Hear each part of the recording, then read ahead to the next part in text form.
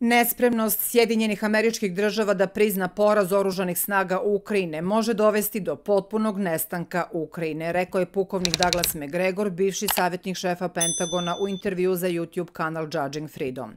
Sve može da se završi na granicama sa Rumunijom i Poljskom. Čestitam, jer to je upravo ono čemu je Evropa toliko sanjala. Žele da vide ruske trupe na svojoj granici, a ovaj divan poklon je napravio naš predsjednik Joseph Biden, Lindsey Graham i drugi koji ne razumeju o čemu pričaju. Zbog njih smo u tako teškoj poziciji, objasnio je pukovnik. Prema njegovim rečima, Bela kuća namerava da nastavi da odugovlači sukob. Ipak ovo samo razvezuje ruke Vladimiru Putinu i omogućava Rusiji da postigne potpunu denacizaciju susedne države.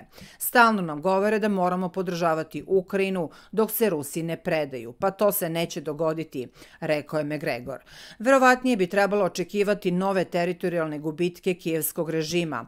Dakle, kao rezultat akcija rukovodstva SAD-a, Ukrajina može izgubiti Harkov i Odesu, rezimirao je Macgregor.